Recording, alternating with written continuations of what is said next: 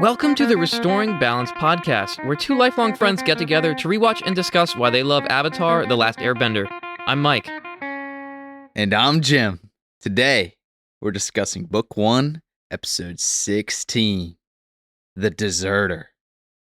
Even though they've lost their supplies several times, it feels like, we have these Jedi robes ready to go for disguises as we enter the town. I didn't think about the fact they practiced their supplies down the river a few times. To me, that just seems like they're rain cloaks, so they must have just picked up some more because it's like essential travel gear. Especially riding on Appa in the clouds exposed, even if it's not raining, we're going through vapor.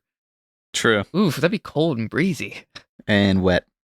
That's not the only setup they do. They start planting seeds for what's going to be revealed later. They have a weird stalker in the woods. And then I want to talk about the posters, because they're just... Dude. They're choreographing the whole episode almost with those posters, it feels like. Hey, a poster of me! A wanted poster. This is bad. I remember being surprised when I rewatched this show in like high school, college time.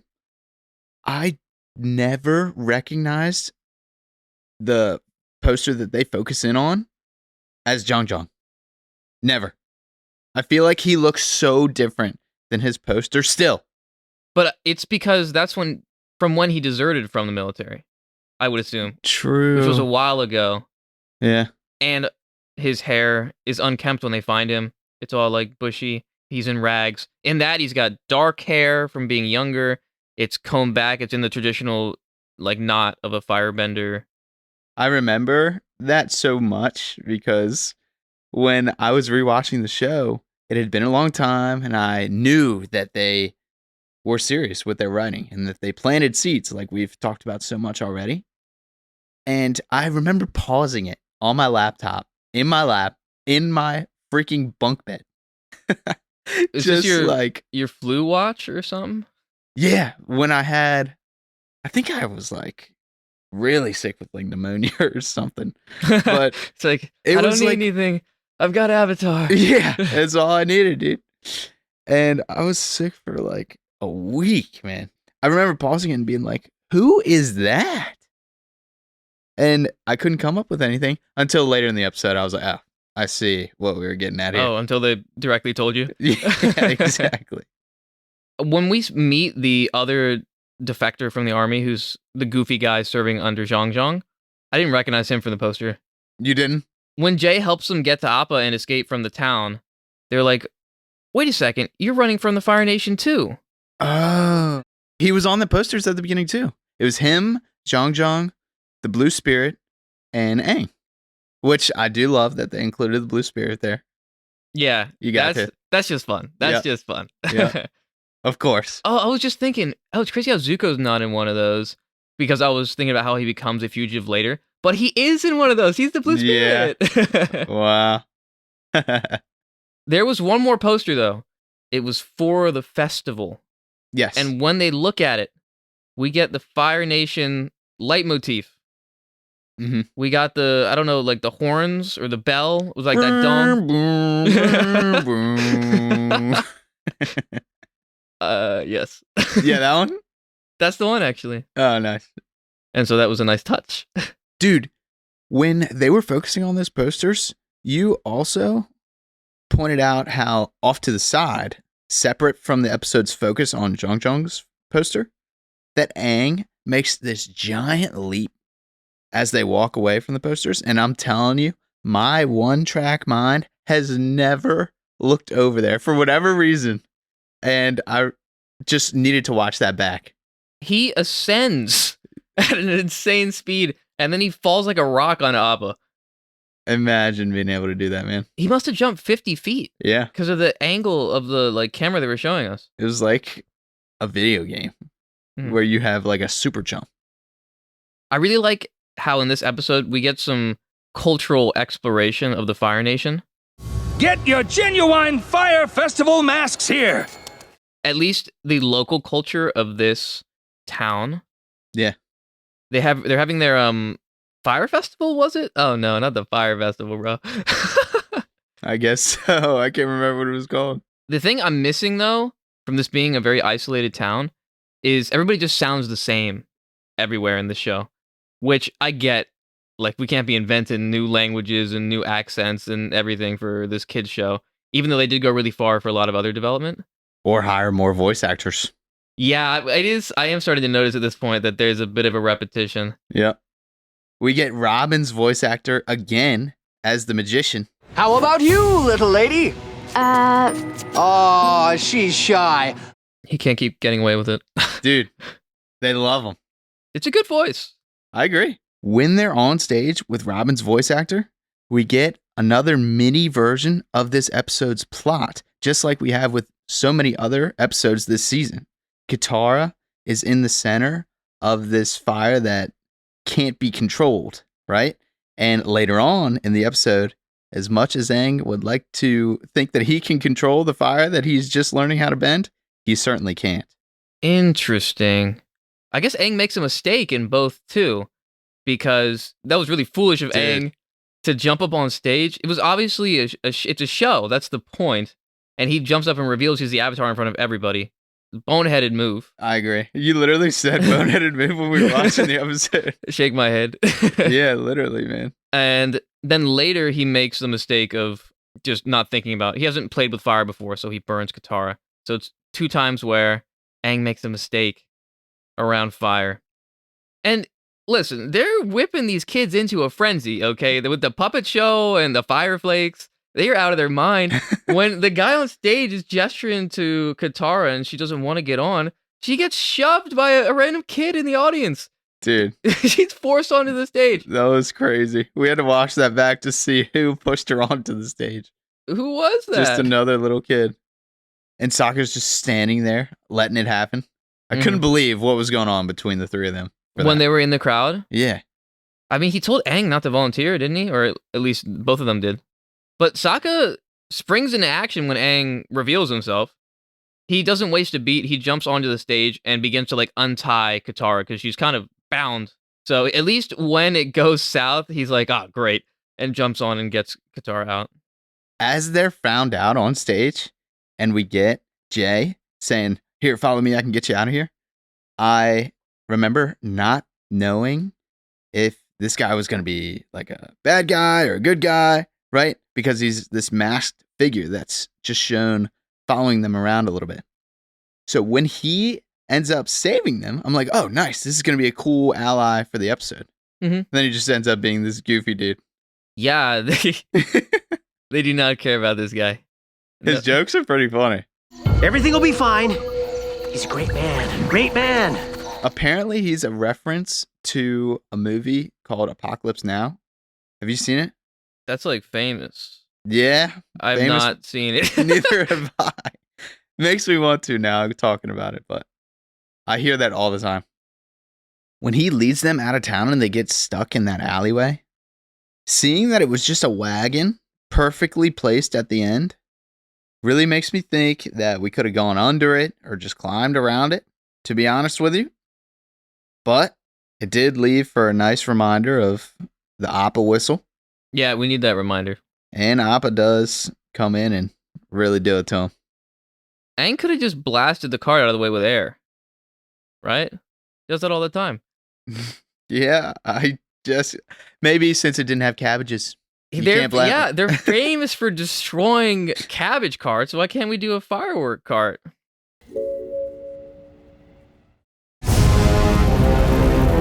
So the Avatar was here, and you let him slip away.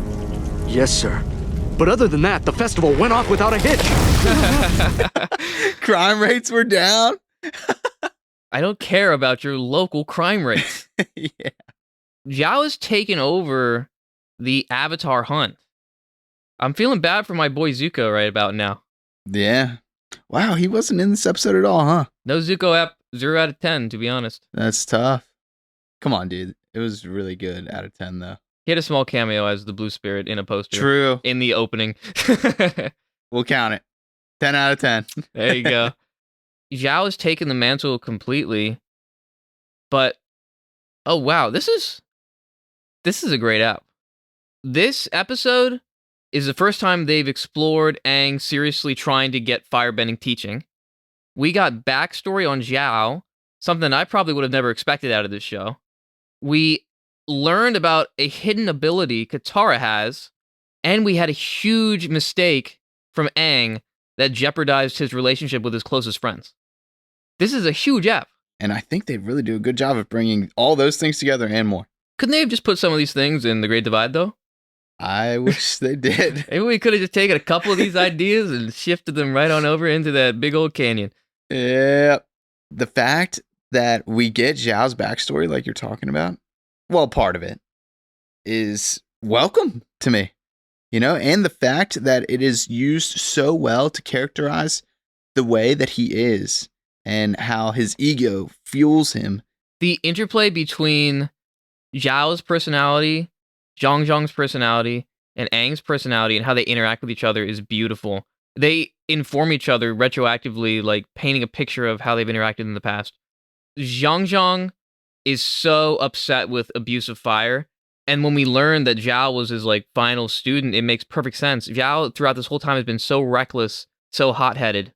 You can tell that Jeong Jeong is ashamed for creating this monster, and probably so many more, whether it's the soldiers or any actions that he may have committed himself in the past. He is thoroughly attached to the idea that firebending is just a curse. And he talks to Katara as if he's jealous that she gets to do something so nice. You have healing abilities. The great benders of the water tribe sometimes have this ability. I've always wished I were blessed like you, free from this burning curse. I mean, waterbending is the best bending. And Jeong Jeong's firebending is kind of like waterbending, dude. Really? There's no damage whenever he does any firebending. The only thing that he remotely messes up is the leaf that he tells Aang to not let the fire hit the edges on. Everything else, there is no wake in his flames. He swore off fighting, according to Zhao. Yeah. He brings up that fire wall when Zhao says that, too. That was huge. Huge! No Sozin's Comet here, by the way. Insane. Speaking of Sozin's Comet, later in the Sozin's Comet episodes where he has that enhancement and he's flying in the air, he makes firewalls and shoots them down different roads to get all the Fire Nation tanks away. He's no longer a pacifist then. Yeah. But it's interesting because his waterbending, like firebending, reminds me about how Iroh learned techniques from studying the waterbenders, too. And they're both part of the White Lotus. And they both emphasize how firebending comes from the breath. You know what else he does? What? He talks about how the sun is firebending in perfect balance with the world. And the Sun Warriors were the first culture to figure out firebending from the dragons. Yeah, man. And they also worship the sun as the ultimate source of their flame. It's like the sun, but inside of you. Do you guys realize this? We are called the Sun Warriors. So good. Not only is he wise, okay, he sounds cool too. And that's really what matters, right? Dude, his voice actor is killing it. I'm the Avatar. It's my destiny to... Destiny? What would a boy know of destiny? If a fish lives its whole life in this river, does he know the river's destiny? No! Only that it runs on and on, out of his control. He may follow where it flows, but he cannot see the end. He cannot imagine the ocean. It's like a masterclass on voice acting right there. Speaking of Teen Titans and Robin, Trouble in Tokyo, the guy who's like the bad guy in that movie, I'm pretty sure that's his voice there too. Really? Yeah. And the people of Tokyo will still call me a hero! I know what it means to be a hero, Commander. And trust me, you are no hero. His voice was reminding me a little bit of the Warden's voice, although they're pretty different. Yeah. I think Just the performances, though. The intensity in performance, a little bit of the intonation, I feel like. Dude, maybe Robin got him to come over and help out. Oh, a little bit of cast party, like, so I'm doing this new thing.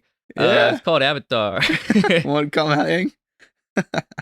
Jeong Jeong's voice actor really does a great job communicating to us through his words how traumatized Jeong Jeong is when it comes to firebending. When he talks, it gets so dramatic. I'm sure they're playing with the music and things like that in the background to make it happen, but I was paying very close attention when he was speaking.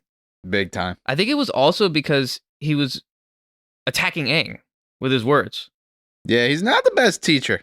Mm. I'm going to be honest. It was a bit of a self-fulfilling prophecy with his issues with Aang. He thought he wasn't ready and he would be too impatient and he would jump the gun. And yet he put him in the exact scenario that would cause him to do that. He didn't explain his reasoning That's for why. all I wanted. Just some explanations on why. Yes, he could have just been like, this is imperative to master these sort of things. I don't know, just explain anything. Yeah. Instead of leaving him on a mountainside for 4 hours and then pouring tea when he walks in and being like, I didn't tell you to come down. Yeah. What are you doing here? I did not tell you to stop. I've been breathing for hours. You want to stop breathing? I mean, I can see why Aang is impatient. Yeah. When it comes to that. I was trying to be on Jeong Jeong's side, but this is like multiple days in the training, and I think I'd be a little impatient if I actually spent multiple days, like sunrise to sunset, I assume, training with this master, and he really hasn't done anything with firebending, especially because Aang's such a quick study. Which I do appreciate that Jeong Jeong can see that. He doesn't tell Aang, but he does give him that respect when he's talking about Aang to Zhao. Do not try to fight him. You are no match. I think I can handle a child. I have never seen such raw power. That might have also been to get to Zhao's ego. Jeong Jeong's teaching leads to one of the biggest mistakes Aang makes in the show, which is luckily remedied by an incredible revelation on Katara's part.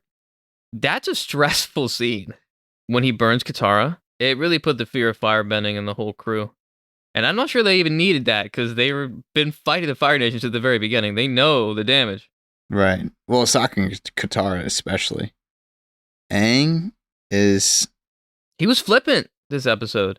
Yeah. He was trying to volunteer to be on that fire demonstration stage. He hasn't come to the reality of the danger of these firebenders. I guess that was the point of this. Sokka was so upset. He tackled Aang to the ground and held him down. I thought that was a bit much. Definitely an aggressive tackle. I remember thinking that too. It's like, oh man, stuff's going down right now. Yeah, between friends there too. That's kind of a lot. But it is his sister. Like, I can understand it. I get it.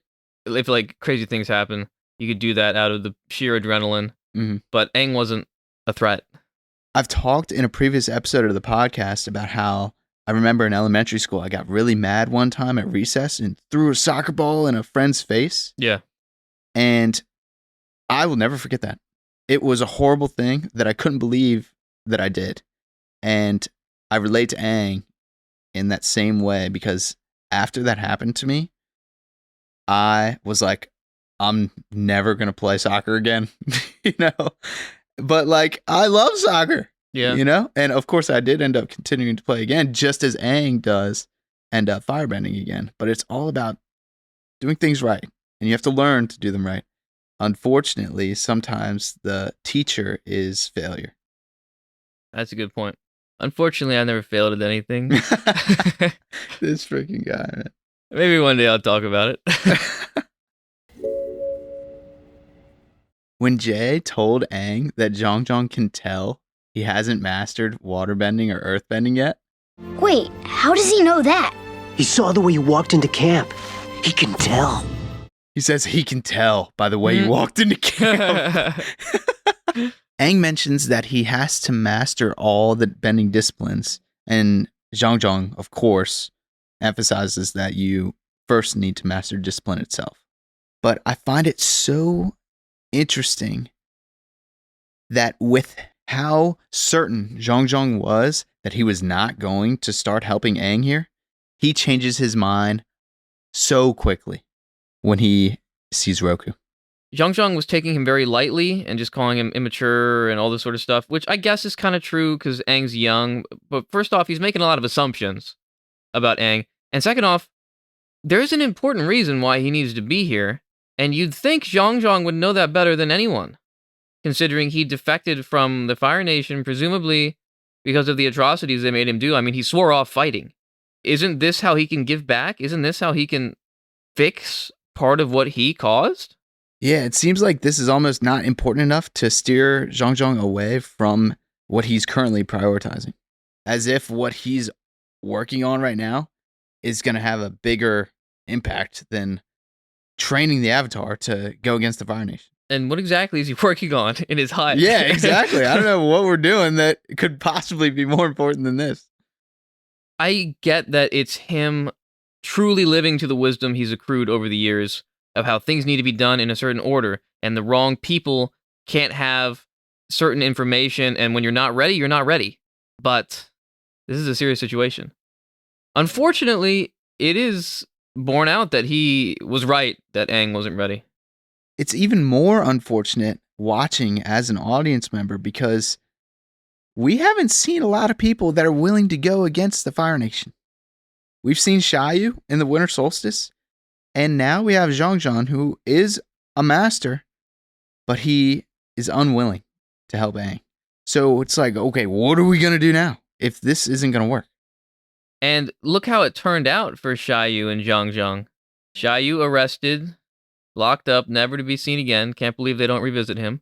Jeong Jeong in the wind. I mean, they just came to Jeong Jeong's camp and ruined his whole operation. At a certain point, are they responsible for the damage they leave in their wake?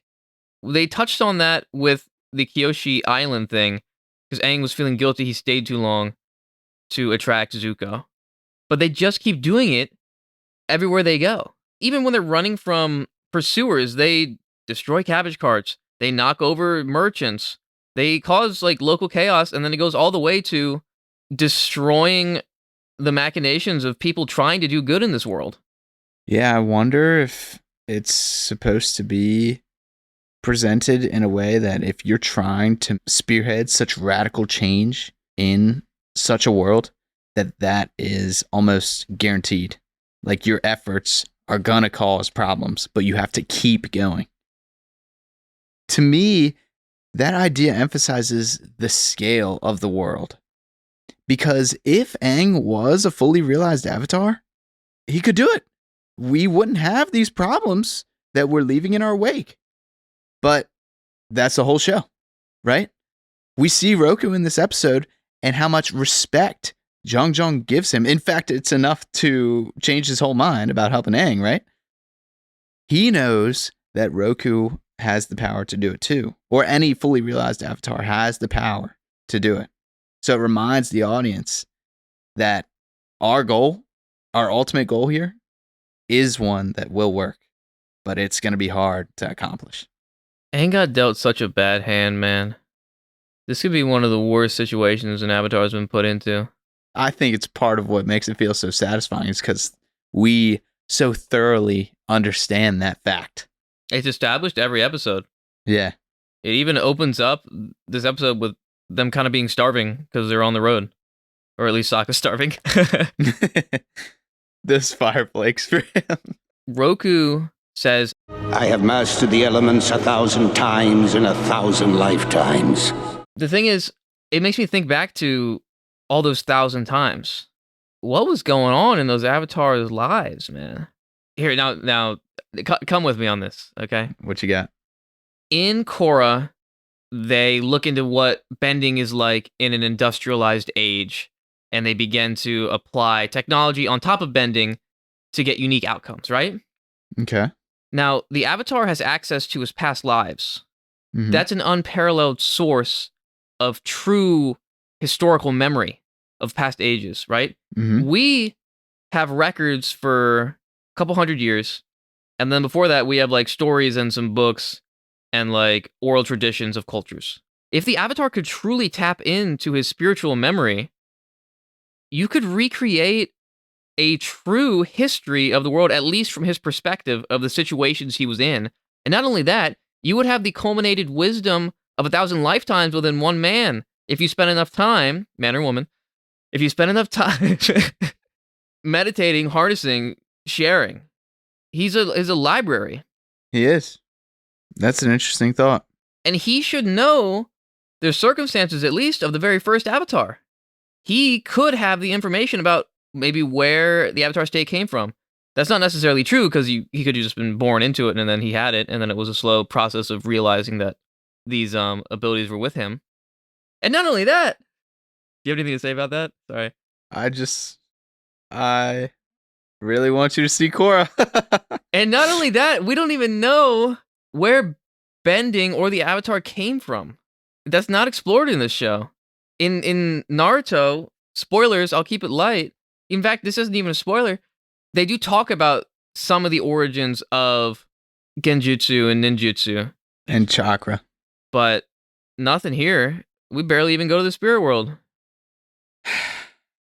Mikey Mike. Who's going to tell him? Who's going to tell him? Keep the comment section spoiler free on this one, guys. He's going to be reading them.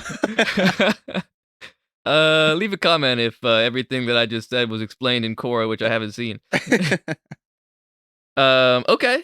So that's a really bad sign if all this sick stuff is explained in Korra and yet it's still considered to be meh. Yeah.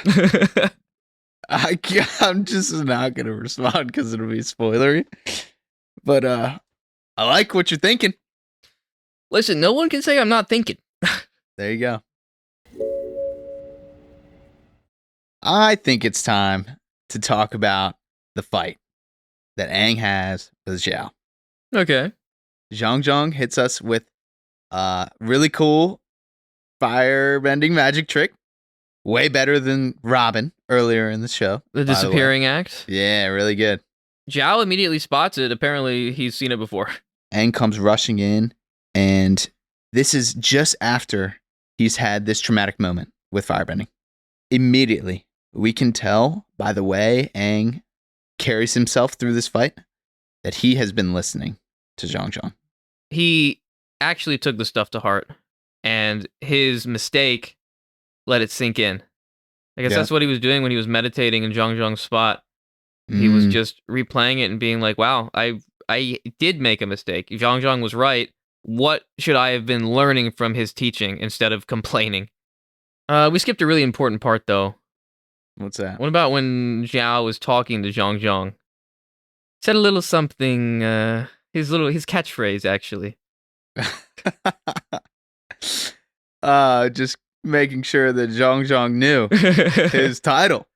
It is you who have embraced savagery, Zhao. It's Admiral Zhao now. It's Admiral now. You know what, though? Speaking of titles, Zhao does still call Jeong Jeong his master. I like that. I think he still fears him, too. He knows his true power. Yeah. I mean, as Jay says, he's a legend. A real legend. A real legend. Oh, man. But you can see Aang get the idea as soon as he dodges Zhao's first fire blast.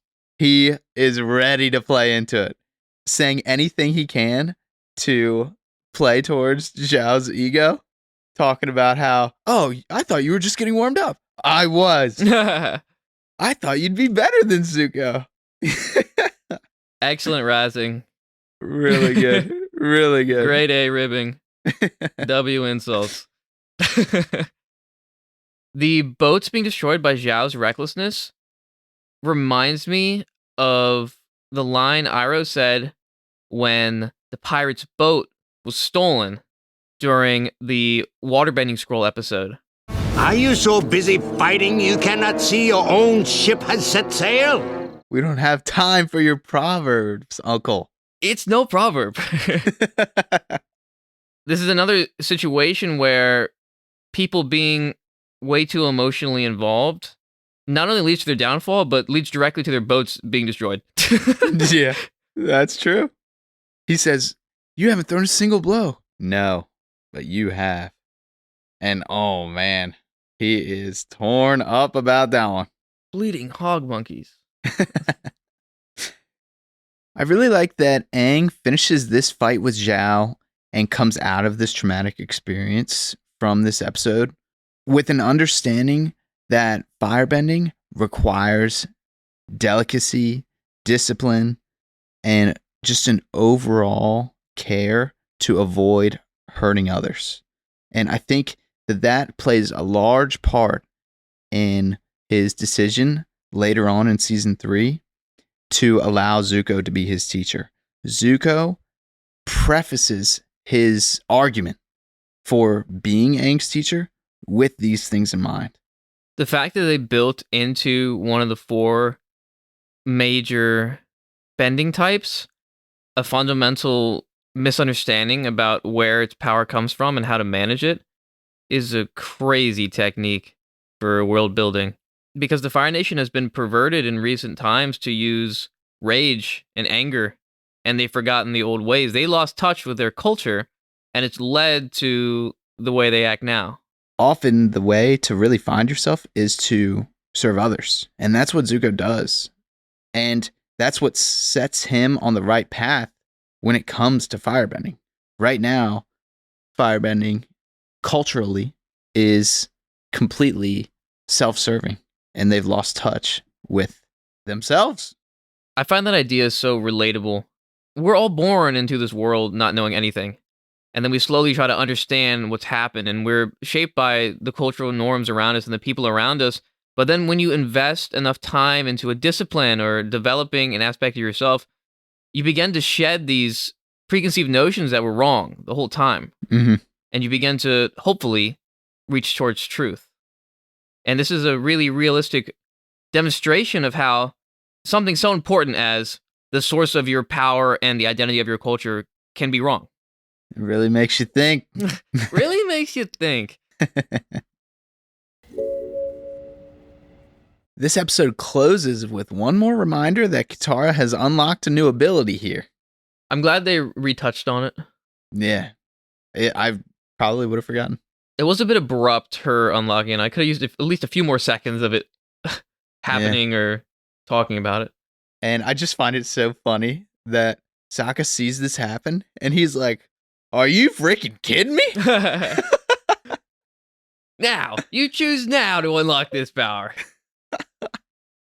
I mean, I'm right there with him. You know, if I saw my own sibling, who I've lived my whole life with, just heal my friend here, when I can recall every other injury that I've had that this could be applicable to, I'd be pretty upset too. And that one time when I stubbed my pinky toe on the coffee table, where were you then?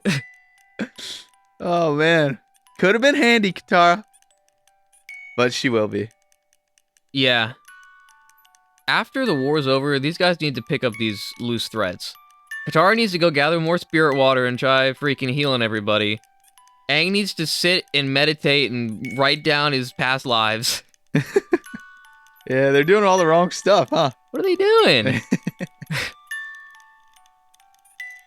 Thank you all for listening to this episode of the Restoring Balance podcast. And just like Jeong Jeong, keep your firewalls wide and your squats even wider. And I know you're not ready to learn firebending. I can tell by the way you walked into camp.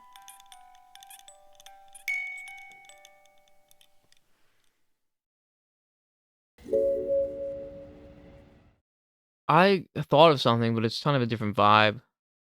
You can think about it for a second if you can work. I don't think there's anything to say. I just really like his whole deal. Yeah, pretty good deal. Yeah. Anyway, you were saying?